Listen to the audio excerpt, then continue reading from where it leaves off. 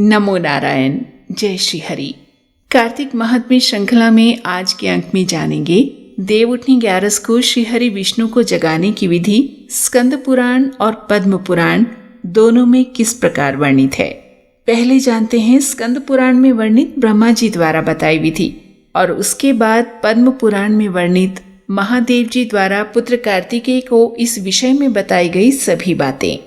स्कंद पुराण में वर्णित कथा के अनुसार ब्रह्मा जी कहते हैं, जो भी पुरुष कार्तिक के महीने में प्रतिदिन पुरुष सूक्त के मंत्रों द्वारा भीष्म पंचक व्रत के लिए बताई हुई विधि के अनुसार भगवान विष्णु का पूजन करता है, वह मोक्ष का भागी होता है।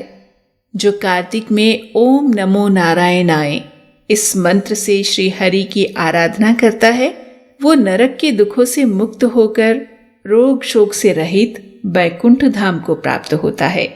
कार्तिक मास में जो भी मनुष्य विष्णु सहस्त्रनाम और गजेंद्र मोक्ष का पाठ करता है, उसका फिर संसार में जन्म नहीं होता। जो कार्तिक मास में रात्रि के पिछले पहर में भगवान की स्तुति गान करता है, वह अपने पितरों सहित श्वेत द्वीप में निवास करता है। श्वेत द्वीप क्षीर सागर के बीच स्थित भगवान विष्णु का निवास स्थान कहा गया है, जो अत्यंत उज्जवल और पवित्र है। आषाढ़ के शुक्ल पक्ष में एकादशी तिथि को शंखासुर दैत्य मारा गया। उसी दिन से आरंभ करके भगवान 4 मास तक क्षीर समुद्र में शयन करते हैं और कार्तिक शुक्ला एकादशी को जागते हैं। इस कारण भगवान विष्णु को इस मंत्र से जगाना चाहिए। उत्तिष्ठोत्तिष्ठ गोविंद उत्तिष्ठ गरुड़ ध्वज उत्तिष्ठ कमलाकांत त्रैलोक्ये मंगलम कुरु। उत्तिष्ठोत्तिष्ठ गोविंद उत्तिष्ठ गरुड़ ध्वज उत्तिष्ठ कमलाकांत त्रैलोक्ये मंगलम कुरु। उत्तिष्ठोत्तिष्ठ गोविंद उत्तिष्ठ गरुड़ ध्वज उत्तिष्ठ कमलाकांत त्रैलोक्ये मंगलम कुरु। अर्थात हे गोविंद उठिए, हे गरुड़ ध्वज जागिए, हे कमलाकांत निद्रा का त्याग कर तीनों लोकों का मंगल कीजिए। ऐसा कहकर प्रातःकाल शंख और नगाड़े आदि बजाने चाहिए। वीणा, वेणु और मृदंग आदि की मधुर ध्वनि के साथ नृत्य, गीत और कीर्तन आदि करना चाहिए। देवेश्वर श्री हरि विष्णु को उठाकर उनकी पूजा करनी चाहिए और सायंकाल में तुलसी की वैवाहिक विधि को संपन्न करना चाहिए। एकादशी सदा ही पवित्र है। विशेषतः कार्तिक की एकादशी परम पुण्य मानी गई है।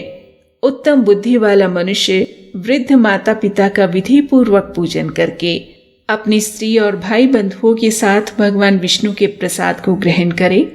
जो इस प्रकार विधि से एकादशी व्रत का अनुष्ठान करता है, वह मनुष्य उत्तम सुखों का उपभोग करके अंत में मोक्ष को प्राप्त करता है। जो मनुष्य एकादशी तिथि के इस परम उत्तम पुण्यमय महात्म्य का पाठ अथवा श्रवण करता है, वो उत्तम गति को प्राप्त होता है।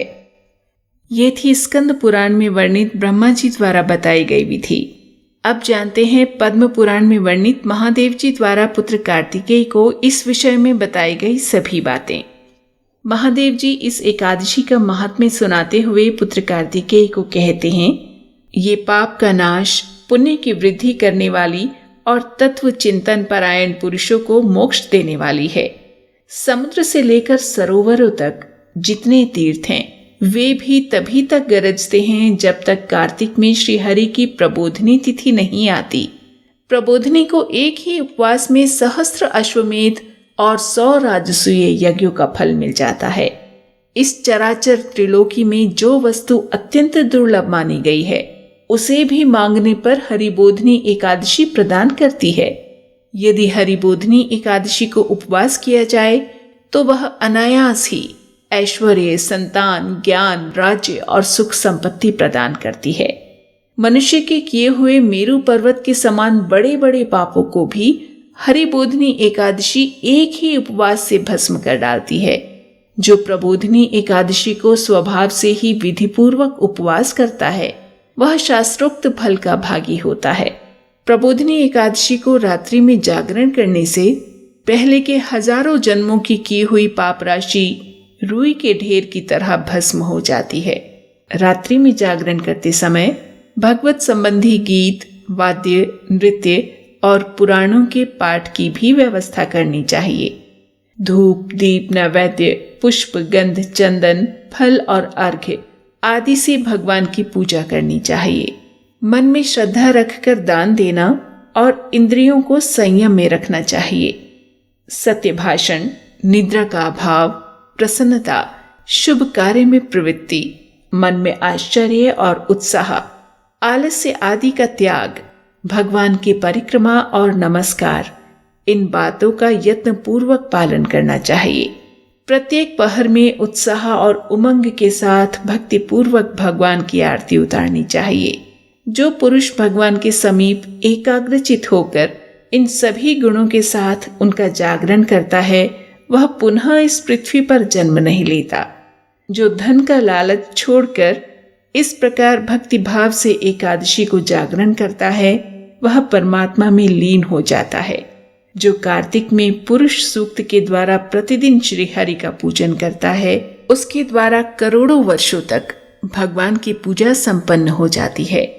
जो मनुष्य कार्तिक की 5 विशेष रातों में अर्थात भीष्म पंचक में बताई हुई विधि के अनुसार कार्तिक में भगवान का पूजन करता है, वह मोक्ष का भागी होता है। जो इस माह में ओम नमो नारायणाय इस मंत्र के द्वारा श्री हरि की अर्चना करता है, वह नरक के दुखों से छुटकारा पाकर अनामय पद को प्राप्त होता है।